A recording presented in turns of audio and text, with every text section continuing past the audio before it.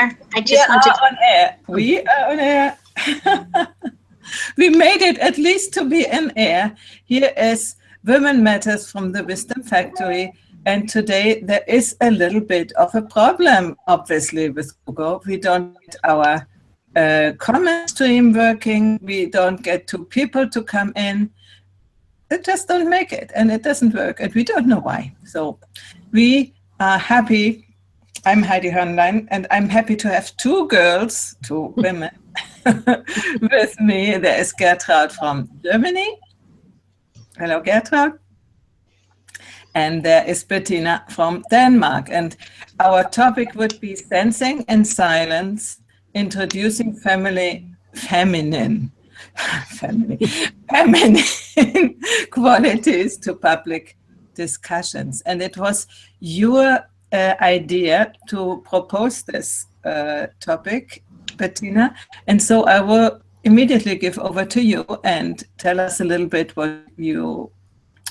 what urged you to propose that and what you understand around that and what we could do to talk about it. Okay? Yeah, thank you. It was actually our last talk that inspired me because we touched a lot of interesting topics last time, I think, but we also talked a little bit about this, and I really felt that this was something we could explore more. It's something I have personal experience with. I've been a business consultant for 25 years, and in many of those years it was in very masculine-dominated environment. So it's been very action-oriented, firm, outspoken, to the point. And then in my sort of private life, I've been meditating daily for over a decade.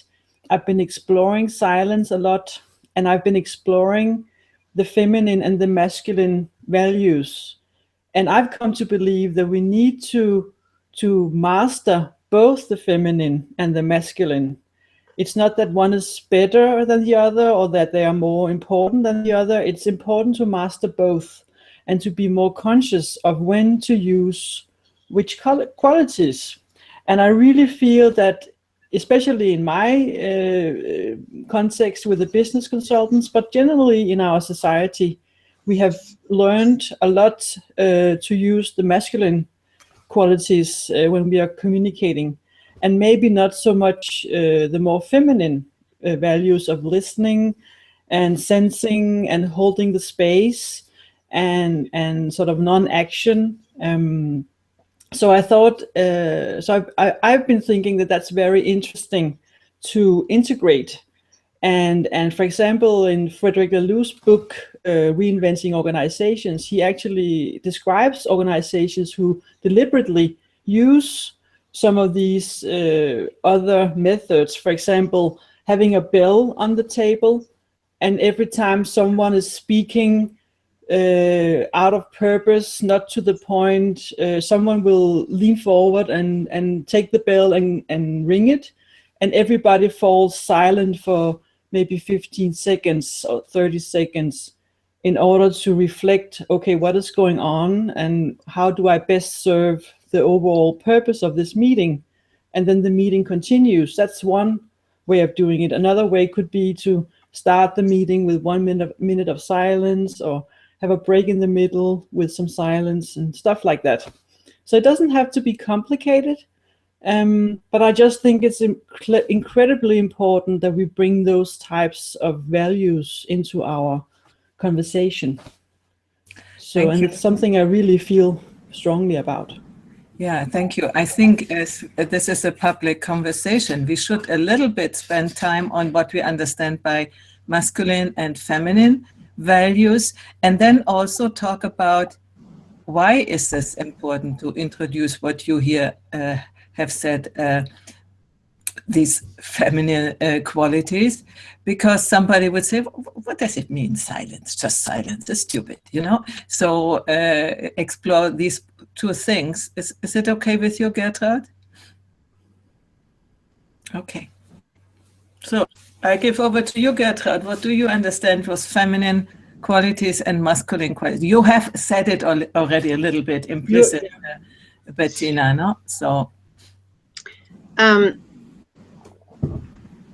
for me, there is one translation of focus from Sanskrit that I feel that sums it up in a way. Normally, when we talk about focus, we think of like a hunter chasing a deer, hunting a deer. There's the goal, there's the aim, there I have to, the target I have to meet. And it's kind of one-pointed, focused, like not from this perspective, but this. And in Sanskrit, I don't know Sanskrit, but a teacher told me, who knows it, who has studied it, and he said, in their focus means mother nursing her baby. So it's not I'm going and there I need to go, but it's like to hold that space in which the baby nurses itself. So I'm not doing it, I'm just providing. And for me, that is a pretty good example for that. And yeah, and I think that women by nature just are more, or the feminine by nature, many men have it too, include the others, where this way of focus is more like excluding, or maybe not personally excluding, but by the force or by the power that they focus on. So that's my first thing that comes to my mind to distinguish. Can I sort of try to, if I've understood it right, you say the feminine way of focus is holding the space and let arise and let do, in this case, the baby, what it needs to do to be nurtured, allow that these things can happen, where the masculine focus is to have a goal and to go right there. Is it that? Mm-hmm. Yeah. Yeah. And I have yeah, maybe Bettina, you can explain further, have some more ideas. And yeah, and listening in a way that opens the space and not what's the solution, it's more what wants to emerge. So yeah, exactly. I'm not sure that it's super important to completely agree what is masculine and what is feminine, but more to acknowledge the polarities and sort of see there's someone who's talking, there's someone who's listening, there's someone who's how do you say, determined and goal oriented, there's someone who's more process oriented and sort of looking at the whole line of events and not just the one we are currently talking about. So it's those polarities, to be conscious of them, and I think that once we become more conscious that there are these polarities, we also find out that in certain situations we almost automatically use some qualities and not so much the others. And that's probably an individual preference, but I think that society, especially in schools and in workplaces, they are rewarding very much the action-oriented, outspoken, deterministic, rational way of expressing yourself, whereas the more intuitive, embracing and listening type, who's just sort of holding the space for others, they are not the ones who are given awards and praised in our culture. And I think, so I think it's very important to know yourself and know if I'm not using either side, maybe I should practice that more. So if I'm a very outspoken person, maybe sometimes I should step back and hold the space so that others can talk. And vice versa, if I'm a very quiet person, maybe I should sometimes step in and state my opinion in order to explore, not to change myself, but to explore the whole facets of that, of being a human being, and also to allow both sides to be represented in a dialogue. So if we're sitting 5 people, we will invite all types of qualities into the conversation, both the intuitive and the rational, both the talking and the listening, both allowing the emergence to come and what is already there. So and I just feel that this is it's something that has really enriched my own life, and I think it's also something that, for example, Theory U and other processes are embracing. And I really believe that once we use it in a conscious way, it enriches our conversations and it enriches the solutions we find. And even in processes like, if you're brainstorming and then want to find solutions, then it's like the view is broadening and then it's closing again. So it's not either or, and it's like at a certain time, a certain quality is more needed than the other. Mm-hmm. But if we just skip one part completely, or most of the time, then the solution will not be better. Exactly. I wanted to step in before you said who is normally speaking up a lot and should learn the other part, and who is very holding back, let's say, should learn the other. I would begin with asking, why are you so straightforward? Why do you go always and be in the first row? Or why do you stay always backward? Why don't you step up and defend yourself sometimes even? No? There are enough people who don't defend themselves, even if they are attacked.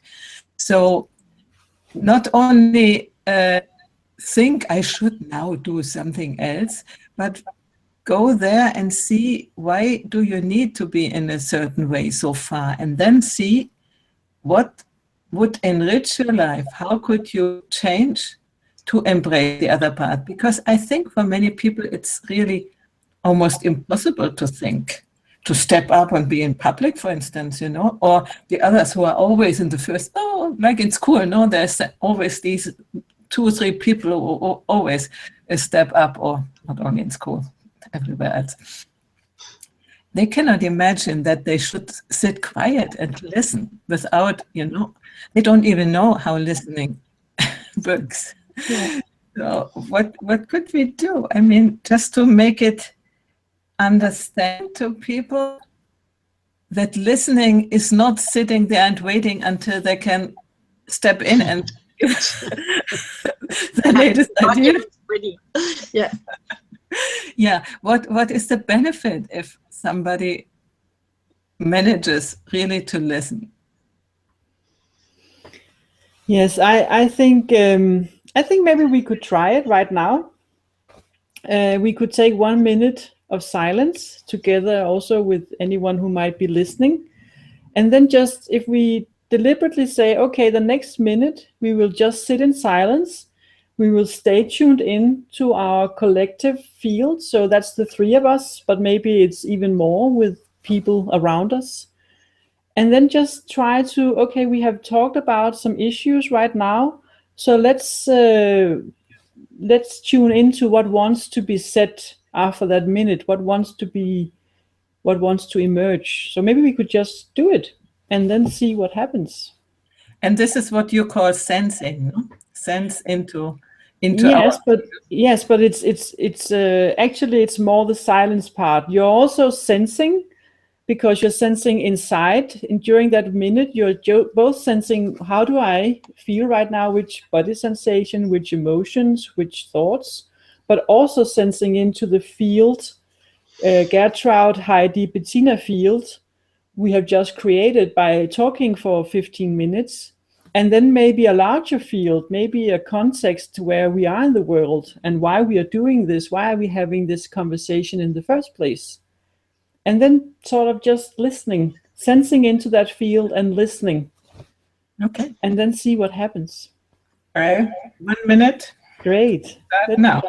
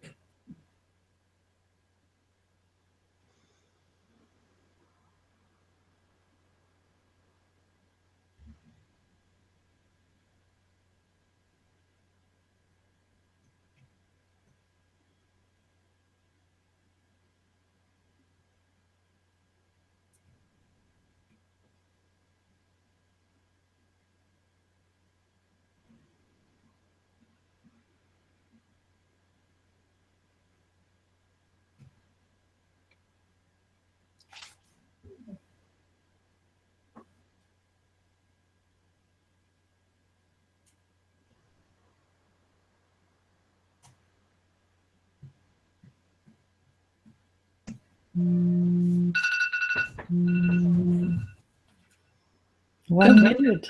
Over so quickly. So maybe we should take a check-in and see what emerged. You will begin? No. Okay, I begin. I can tell you what I experienced. And the first moments, I thought, oh, yeah, silence.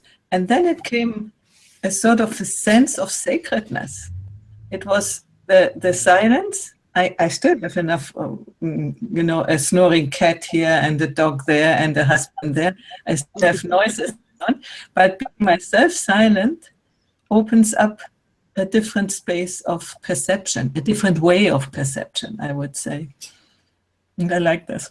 I know it from meditation too, but it was triggered now by our decision. And then I looked at you, I had you, Bettina, on my screen. So it was sort of reconnecting then. And the thought came, how great that we can be together all over the world. Yes. Exactly. I love what you say about sacredness. I also felt this sacredness. Mm-hmm. Yeah, this gratitude that we can be here. Mm-hmm. Mm-hmm. And I was also looking at you because you are on my screen. So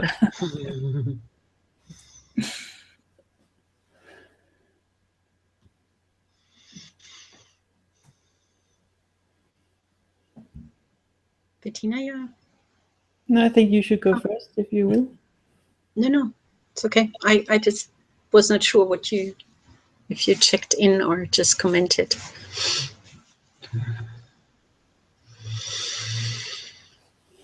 Go ahead. No, but I think I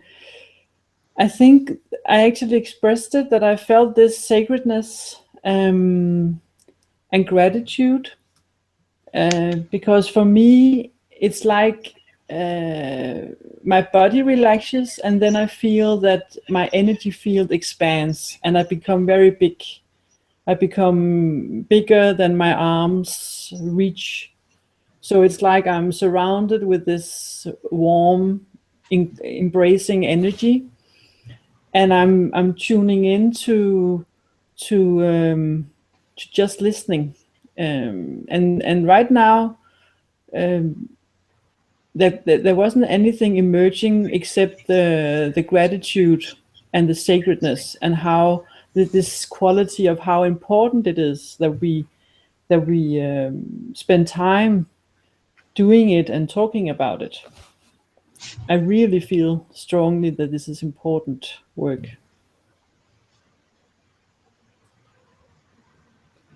I think that's it. Yeah, thank you. I looked a bit and then I closed my eyes, like they closed. And for me, it was a feeling like going deep and out. And I could feel my heart beat slower and breathing slower. And then I thought I put my awareness on this field that the three of us, you said the Heidi, Bettina, and Gertraud field. And it, I don't know, was like I could feel some energy in it here inside. And somehow it was the field. I cannot express it better. And then I thought, yes, and there are some others out there listening. And then I expanded this awareness, and it felt different.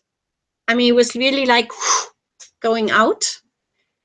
And then I was thinking, oh, there are other women or whoever beyond, and it still expanded. So I could really feel the difference between where I put the awareness on, and that made a difference. And then there was one thing coming up, or two actually, where in a business consulting environment, we had those moments.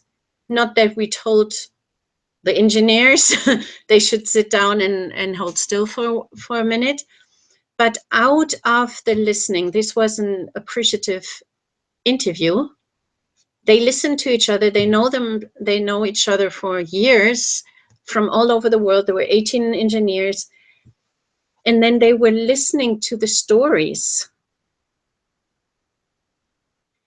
I don't know, 5 minutes or maybe 10 or so, and then switch. And afterwards, they shared the stories in a little group and then in the plenary. And we collected the success factors. And all of a sudden, there was a silence. You could really hear a needle fall. It was so silent that you could hear the silence. And I left them for 2 minutes. It was like, whew. And then I said, can you hear it? Can you feel it? And all of them, yes. And they've never done anything like that. And I think out of the listening, silence arises. If you're listening in that way, that like the focus, like nursing a baby or holding the space in which this person or the persons can occur.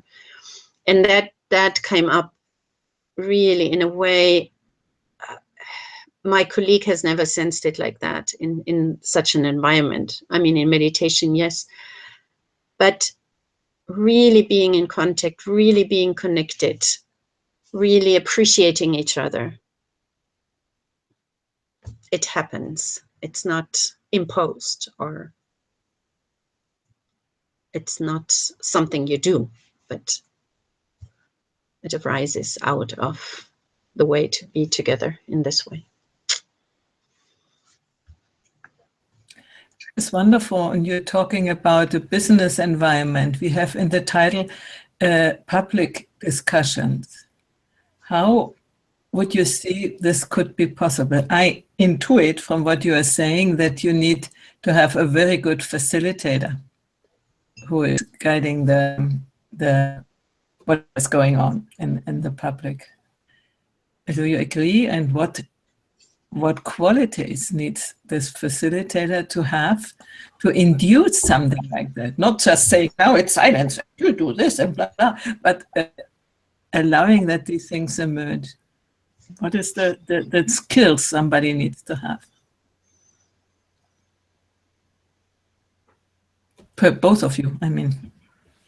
Well, maybe I could start then. Actually, I just talked with someone about this a week ago. We were at a conference, sort of started in the Theory U movement. It's a Danish conference called Renew, and the sort of theme of the conference was trust.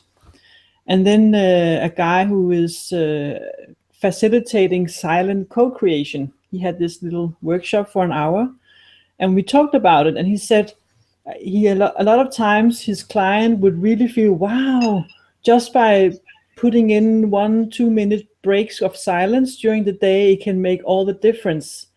We want to do that. We are bringing it back to our meetings. We're doing it tomorrow. And then they would go back and they would try, and they couldn't. And the interesting thing is that it's not difficult. So anybody who should be able to, say, now we are silent because of this, and tune into this and set an alarm clock. But you need to be able to hold the space in the silence. And what is interesting is that a lot of us are uncomfortable with silence. So if we're sitting there with our colleagues that we usually talk to in order to fill maybe some nervousness or to whatever, and suddenly we're just sitting there, it feels like we're naked. It feels very vulnerable. And he said that often he got the feedback that they simply couldn't do it, and they would break off the experiment, and because they weren't comfortable with the silence. So I think that's the first thing, that the facilitator needs to be comfortable with being in the silence, so that you can hold the space for all the others. So even though the others aren't used to it, if there's a facilitator who sort of embraces the silence, then I think it can be done. But I think that's a very important foundation. What does embrace the silence mean in your when you say it's interesting, because I think immediately when you are silent, a lot of things happens in you. If you're not used to meditating, you will get all kinds of repressed feelings or thoughts come up, and maybe you're not used to that. So suddenly a pain from this morning when you had a argument with your spouse, or whatever, some thoughts about a project, they're coming up, and suddenly you're sitting there dealing with all that, and at the same time you're told to have contact with all your colleagues who are sitting there, and you're not used to being together with them without saying anything. So you're looking at them, and it feels strange to just sit there and look at them and not say anything. And at the same time, all these feelings are inside you. So a lot of people feel very uncomfortable. So I really think you need to be able to know yourself and be able to meet your own feelings at a certain level in order to embrace the silence. I don't know if that makes it clearer. Yeah, and I thought from the part of the facilitator, would it be the possibility when you yourself are able to be in silence and to be completely embracing the silence, if you go into eye contact with the people who are problem, you have sort of energetic power to embrace them, and like a child, you say to them somehow, words, but with your being, it's okay, even if you are uncomfortable, it's okay, something like this. Yeah, and I think if you know that it's people who are not used to being silent, it can be a good idea to explain a little bit before you begin. So you might get all kinds of feelings. It's okay to shift position. You can look. You don't have to look at everybody. You can look at the room as well, as long as you mentally or emotionally stay in contact. So you can set a scene with simple explanations, which makes it easier, I think. Mm-hmm. And I think if the facilitator is comfortable with the silence, it's at least easier, because then the other people can sort of lean towards that security that the facilitator can create. What is your experience, Gertraud? Yeah, I think what you said is sure.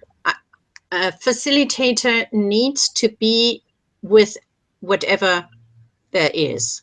So silence is one part, but also with the emotions that come up with himself and the others. So just being comfortable with the uncomfortable is that's one part. And I would come from the other side. I mean, like,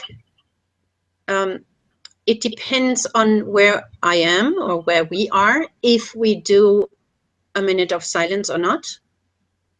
So if people are used to it or have some meditation background, no problem.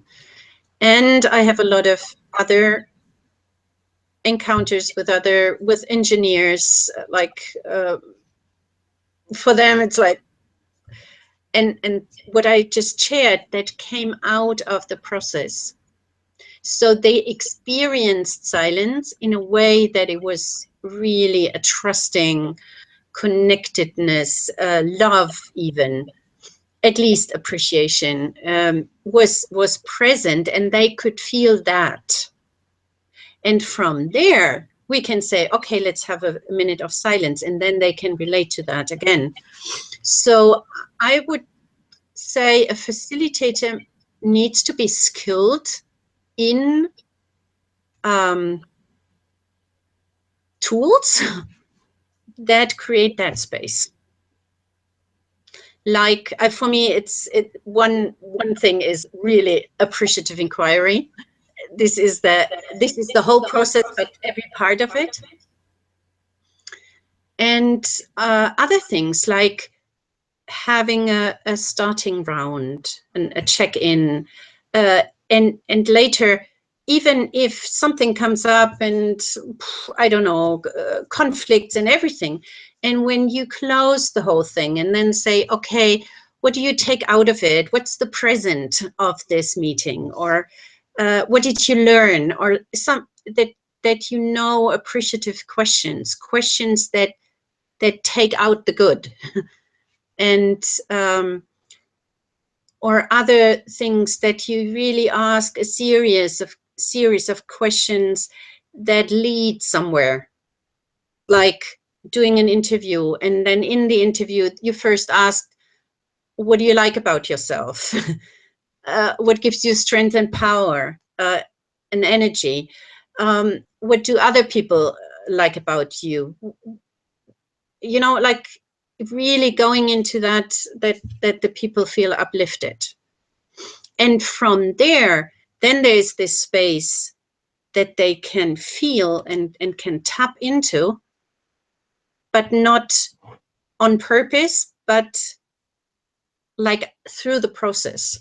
And so for me, both, when we do appreciative inquiry trainings, we say, you need both skills, moderation, or I don't know what you call it in German. There's a difference between being with the people, Begleitung, and Moderation. So these are the two. The Begleitung is more being with the people, and the other one, knowing what you're doing, the process, leading the process, and being, would you say, true to the outcome that got created before. So what are we together for? Where do we want to land when this is over? So I think it's skillfulness and being, and that two together, that makes a real good facilitator. So it's both presence and process. Yeah. Yeah, I agree. That is great, yeah. And my next question would be, why should we do that? I mean, what is the difference if we use these skills, if we create that, what you have described so beautifully, Gertraud, no? What is the outcome? I mean, apart that the people have a nice feeling, that's not really where you aim to, no? You see a bigger picture and want to do something or to create something with that. What is the difference? What is the benefit? Why should people try to enter into this sort of processes? Well, studies have been shown, for example, what Otto Scharmer has done with Yuri Yu, that when people are stuck, they have a problem and they don't know how to find a solution, it's incredibly important to enter that space of not knowing, because you park all your old beliefs, all your cynicism, all your limiting thoughts out the door, and then you just sit there with an open heart, open will, and open mind, and is present, allowing new solutions to emerge. So it's simply a way of being innovative and allowing completely new solutions to materialize. Because often, if we don't have this quality, we will take the historic statistics and facts, and then we will draw a solution based on that. And that's the only half of the picture. We need to invite in the possible future, and we need to invite in intuition. We need to invite in emotions. We need to be able to listen to the whole collective intelligence, all the intelligences that we are individually possessing, but also our collective intelligence. And that's very difficult to do in a rational manner. You need to be in a more sort of intuitive, open space. And then you can build both on the rational and the intuitive, and then something new can emerge. So I simply think that all the very, very big issues we have in the world, they need very creative and new solutions. So we need to be really inviting in the most innovative state of mind in order to be able to do that. Yeah, this is great. And you already said the solutions don't come out of thinking and of doing more of the same or creating something new out of what was already there. That's not really new. So exactly. What you, Gertraud, say as appreciative process, or what you have described now, is what we said before: open the space that something new can come in. And as long as we think it depends all of our thing here, and we have to be brilliant and think out something new, we never do it. We are connected beings, and we are connected with the universe. We should know it by now. Even science says that now. And to the all-encompassing intelligence which is there, which we never, not me, not you, nobody can have it by themselves, and not even if they are channeling or whatever, but it's not. We need the whole spectrum of possibilities to come in, and then it will choose, I think, by who is present and who is allowing this to come in. Then there will be the choice of what exactly will manifest and will come into the solution space, you know. But it's, for me, it's not to try to find a solution, but to, and I think it's difficult for us who we are so focused on needing to find a solution and a quick fix, you know. Difficult for us to allowing the solution to arrive, which doesn't mean to sit there waiting. No, it's not that, you know. No, it's an active silence. It's an active presence. It's a filled emptiness. It's like a pregnancy. It's like a pregnancy. Yeah. I wanted to say it's like this space we already in this only 1 minute both could feel like this sacred thing. I call it sacred, but it is something like wonder, like, you know, a different, it's not even an altered state of consciousness. It's, I don't know how to describe that. Yeah, I try to.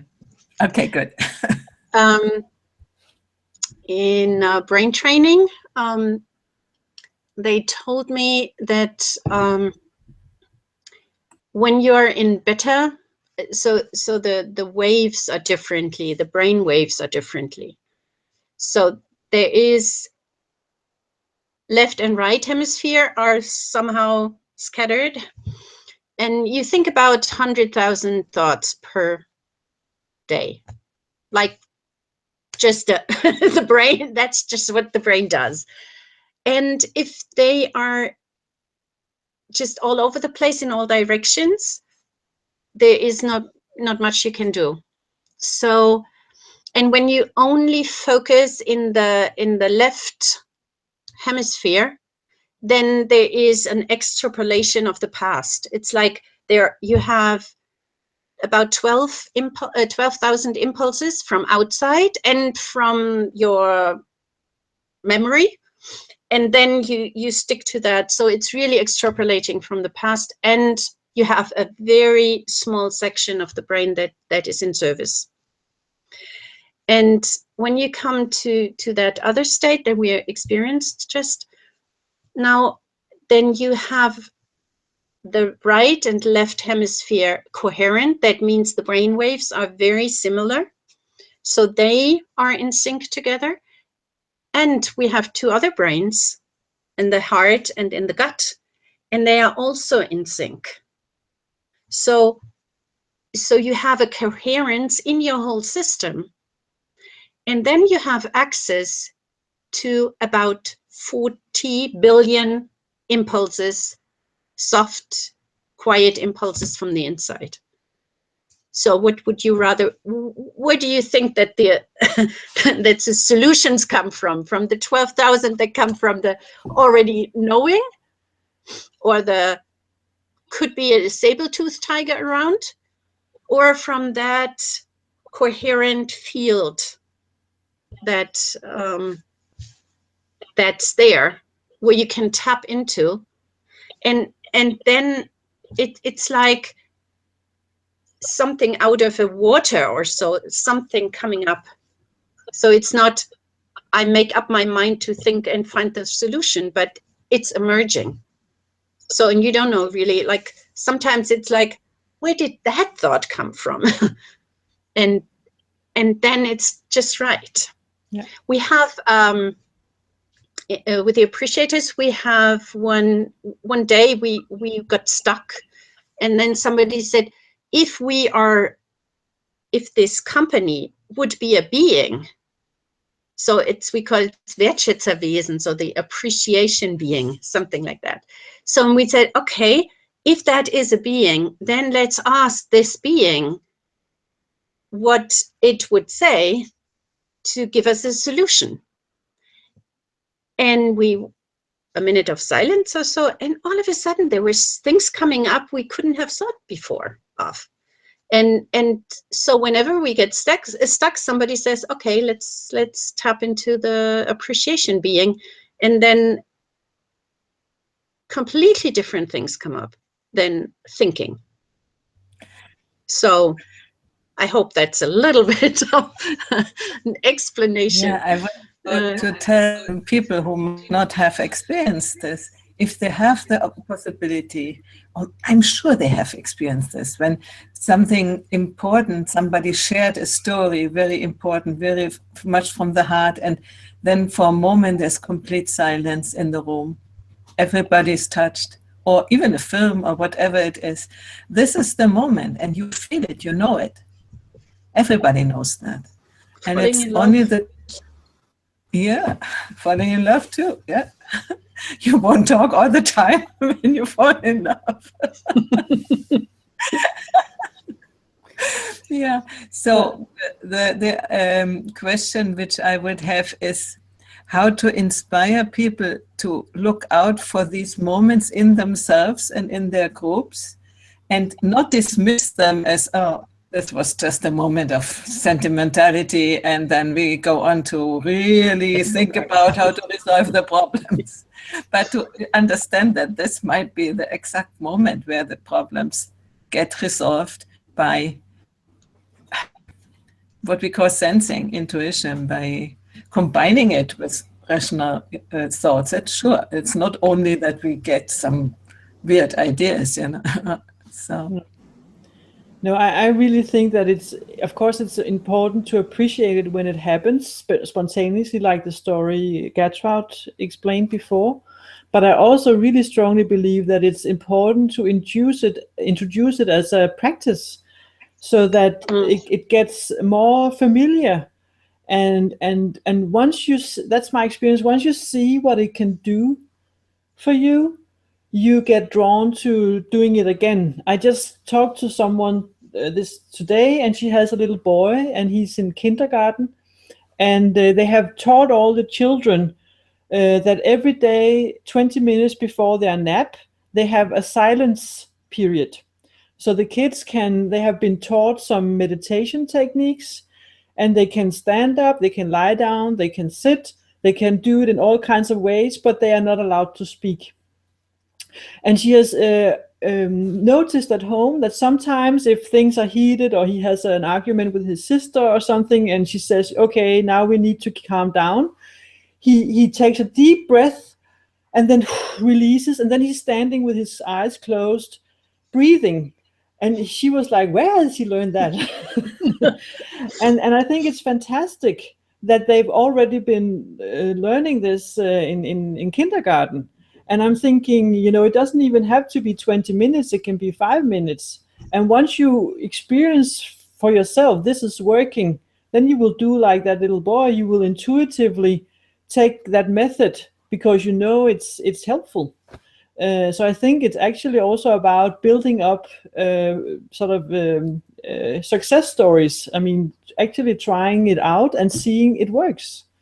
And then overcoming the vulnerability barrier of this is different, this is not what we usually do. And maybe there are probably some barriers in the beginning, but then quickly, once you find out this is helpful, you get over that. And then you can create something completely new in that presencing silence. We are talking about feminine qualities, and one of the huge feminine qualities is being sort of comfortable with the unknown, not freaking out with the unknown. And I heard somebody saying it becomes of our way of being as a woman, because when we give birth when we get pregnant and have to give birth to a child, we don't know. We have to be in these 9 months without knowing what will happen, how it will be, and so on. So we are sort of biologically programmed to deal with the unknown, and so we can bring this quality into other areas of our life. And teach others that they can do that too, that it's not horrible to be in the unknown. And we are now in a time where this unknown is sort of all over the world, and the uncertainty is all over the world, and we have a good deal to practice with it. So exactly, and that was just what I wanted to say also, that for me, this presencing silence also helps deal with all the conflicts that naturally comes, because I've been, I think everybody's been in context, and for me, work projects where people, they have their strong opinions, they have their quality competences, and they are sort of hitting against each other. And then sort of if I invite them to sit there with it and understand, we all ultimately want to reach the same goal. We're all here to work together. And then suddenly you can see how people get the motivation to park, if you want the word ego, or park their opinions a little bit, and then open up to, okay, we can't all, be right. We can't all have our way. So we need to be able to surrender a little bit in order to find a common way. And I think that sort of pregnant silence can help us to open up to another space where we dare do that, and where we can feel, okay, we are actually connected on another level. I might not agree with him, but I do feel that there is some kind of connection. I can't describe it. I can just feel that there's some kind of energy or warmth or whatever you want to call it. And then suddenly you can see something releases, and then there's room for something new to emerge. and that's very important when we live in such conflicted times, that we can be, how to say, conscious in conflict, so that we can transcend the conflict and allow something else to emerge, because otherwise we will just, kill each other. We will just fight until everybody's dead, I think. Or even kill our True.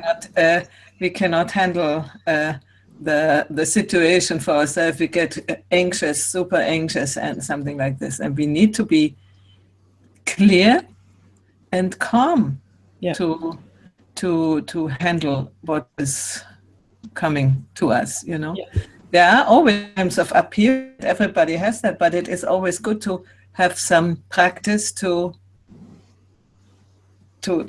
calm ourselves. I went through a really hard time since the first earthquake here in Italy, and then everything seems to shake. Not this political stuff, and I don't know what everything. And I was 3 months. I was completely, let's say, out of balance. But then I sort of found it again, and now I can see it much more. How can I call this as an adjective? I can live and see things what are happening without getting immediately into complete upheaval. More detachment. Yeah, it's detachment, but there is still emotion, but the emotions don't. You know what the emotions do right now? Blog posts and publish it, and to Medium, to everywhere. Maybe nobody reads it yet, but I feel that I have to step up and say these things without saying you are blah blah blah, but find the how can I say, the broader perspective, but not from a rational mind. Yeah, also from a rational mind, but more inclusive. And I love that at the moment, that I say what I want to say, and I hope I can inspire other people to do that too, because I think we're called now to come out of the hidden place, even in politics. And I don't like politics at all, because my father was a politician, and I had this, never, but now I dare to say my opinion, and I dare to be attacked for it. So, this is a new big part for me in my personal development. So you're actually exploring it yourself, about taking possession of new qualities. Yes, absolutely. Yeah. Mm-hmm. Beautiful. But I know, for instance, I have you and I have other people who are supporting, who are holding the space. Support seems to be this, Yes. Hold up. No, it's not that.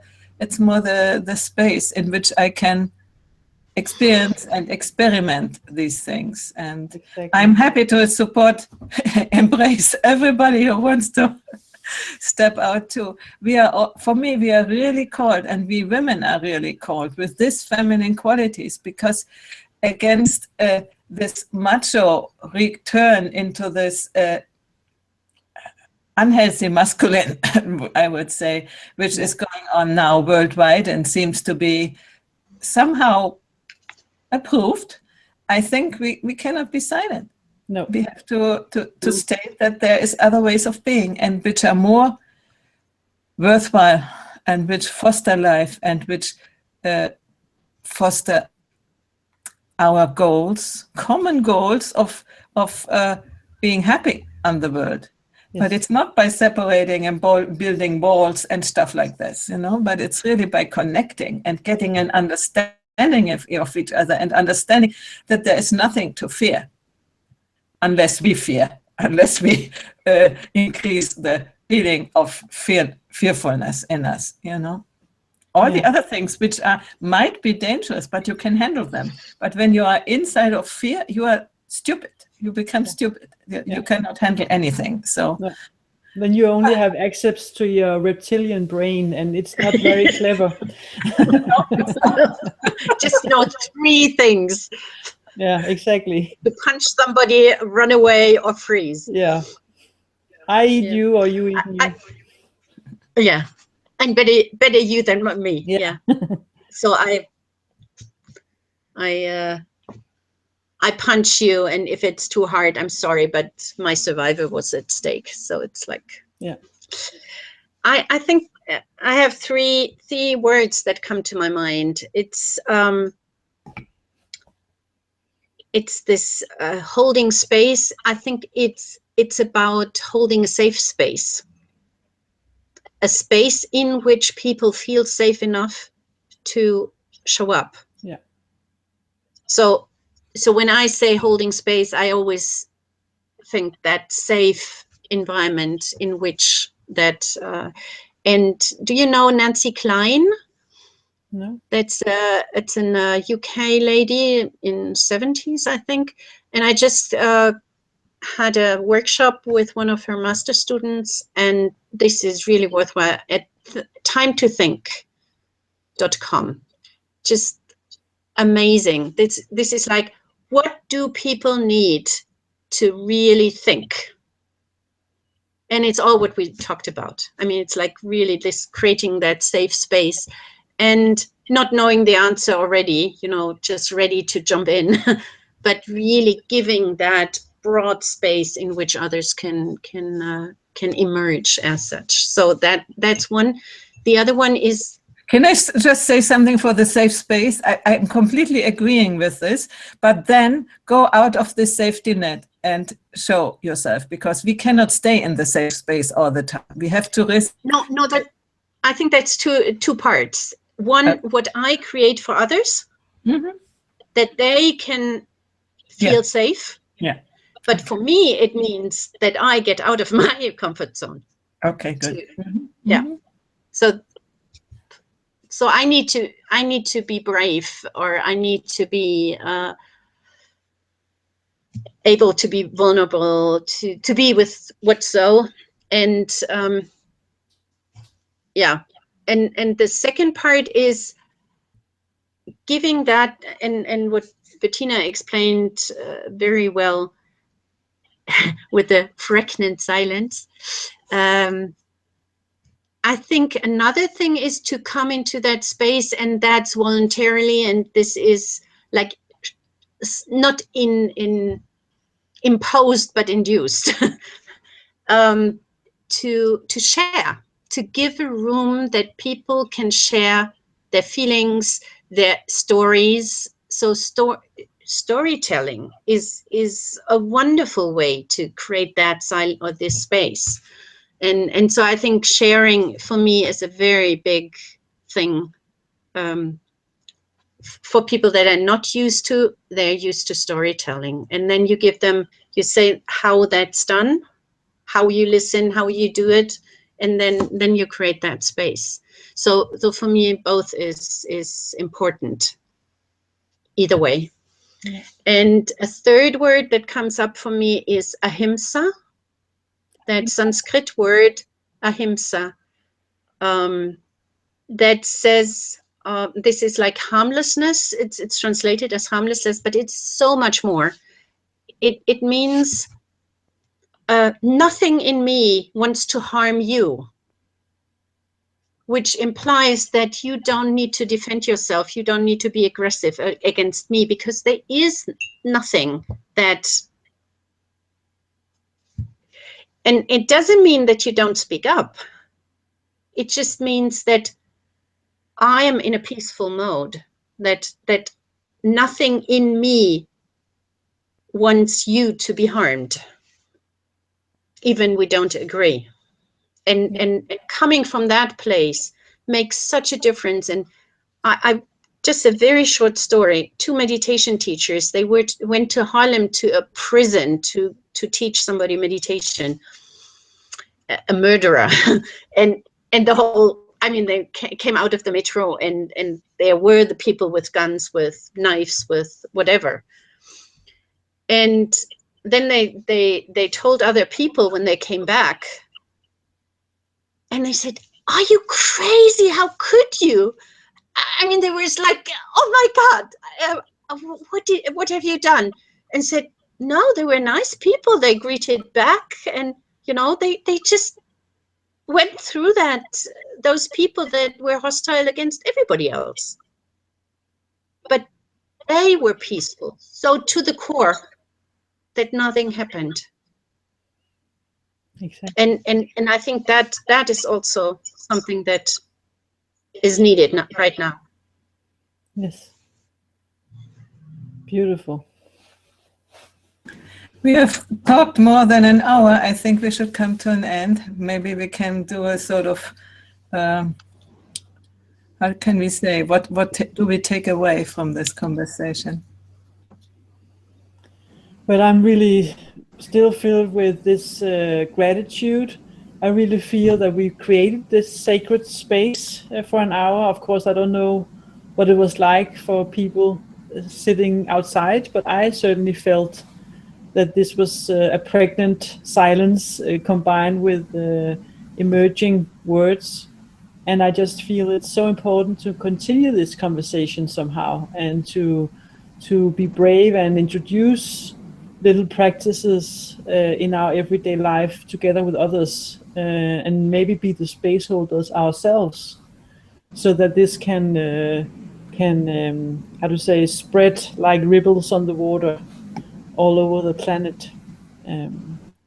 Because I think a lot of aggression and conflict could be mediated with, if we just take a breather and connect from a wordless place.